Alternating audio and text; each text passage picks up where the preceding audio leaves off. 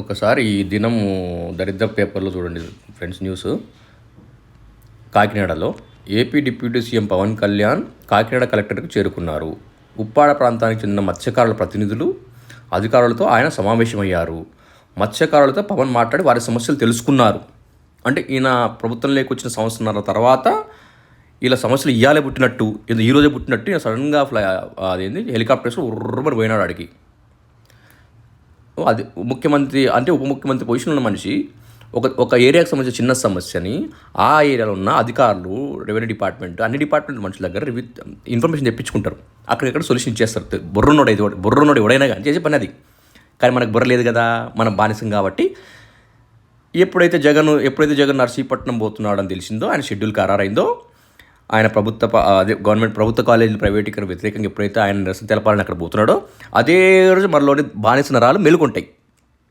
మన నరనర బానిసత్వమే ఉంది కాబట్టి, చంద్రబాబుకి బానిసత్వం చేస్తాం కాబట్టి, ఇంకొకరు బానిసం చేయలేం కాబట్టి, మనలో ఉన్న బానిసత్వ నరాలు మేలుకొని ఎలా టాపిక్ డైవర్ట్ చేయాలి అని ఈయన కాకినాడ బుర్రమని హెలికాప్టర్ వేసుకుని పోయినాడు.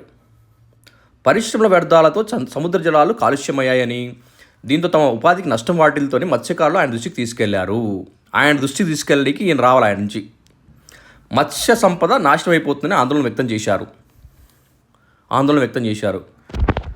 కొద్ది రోజుల క్రితం ఉప్పాడలో మత్స్యకారులు పెద్ద ఎత్తున ఆందోళన చేపట్టారు. పరిశ్రమల వ్యర్థాలతో తాము తీవ్రంగా నష్టపోతున్నామని, ప్రభుత్వం ఆదుకోవాలని ధర్నా చేపట్టారు. ఈ నిరసనపై పవన్ కళ్యాణ్ స్పందిస్తూ మత్స్యకారుల సమస్యలను పరిష్కరిస్తానని అప్పట్లో హామీ ఇచ్చాడు. అంటే ఈయన అప్పట్లోనే వాళ్ళ సమస్యలు పరిష్కరిస్తానని హామీ ఇచ్చేశాడు. అప్పుడు తెలుసుకోలే సమస్యలు ఏందో. ఓ కమిటీని నియమించి న్యాయం చేస్తామని హామీ ఇచ్చాడు. ఆ కమిటీ ఏమైంది తెలియదు. మళ్ళీ ఆ కమిటీ పోయిందా, ఆ కమిటీ ఫామ్ అయిందా, ఆ కమిటీ పోయి వాళ్ళకు ఈయనకు పవన్ కళ్యాణ్కి ఫీడ్బ్యాక్ ఇచ్చిన లేదు. తుస్సు తాను కూడా కాకినాడ వచ్చి మత్స్యకారులతో సమావేశం అవుతానని తెలిపారు. అంటే అప్పుడు ఇచ్చిన హామీ పోయింది, ఆ కమిటీ పోయింది, ఈయన మాత్రం వచ్చి మత్స్యకారులతో కలుస్తా అన్న హామీ గుర్తొచ్చింది ఆయనకు. అరే నేను కలుస్తా కదా, వీళ్ళను అనుకున్నా కదా అని కరెక్ట్గా జగన్మోహన్ రెడ్డి బయలుదేరే టైంకి ఈయన మీడియా అటెన్షన్ డైవర్ట్ చేయడానికి మొత్తం ఈ ప్లాన్ వేసుకుంటాడు. ఇచ్చిన హామీ మేరకు నేను పవన్ కళ్యాణ్కి వచ్చాను. అబ్బా ఈయన ఇచ్చిన హామీ ఇచ్చిందంట. ఈ బానిస ఒక హామీ ఇచ్చాడు, అది నెరవేర్చడానికి వచ్చాడనమాట. ఎన్ని హామీలు లేదు మగడు, ఎన్ని హామీలు లేదేమైనా. మధ్యాహ్నం నిర్వహించనున్న బహిరంగ సభలోనూ ఆయన మాట్లాడుతున్నారు.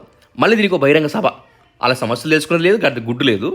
దానికి మళ్ళీ టాపిక్ డైవర్ట్ చేయడానికి కేవలం ఒక మీడియా అటెన్షన్ కోసము టీవీలో అన్ని కవర్ కావాలి కదా. ఈడ ఆ పక్కంతా జగన్ కవర్ అవుతాడు. ఇంకా అంతే ఈక్వల్గా యువతలు దాన్ని బ్యాలెన్స్ చేయడానికి ఒక దరిద్రం కావాలా. ఆ దరిద్రం పుట్టడానికి మనలో ఉన్న బానిసత్వం బయటకు వచ్చిందన్నమాట. అంతకుమించి ఏం లేదు. అంతకుముందు కాకినాడలో హెలికాప్టర్ వద్ద పవన్ జిల్లా కలెక్టర్ షాన్ మోహన్, జనసేన నేతలు స్వాతం పలికారు. ఓకే తప్పదు ఈ దరిద్రానికి.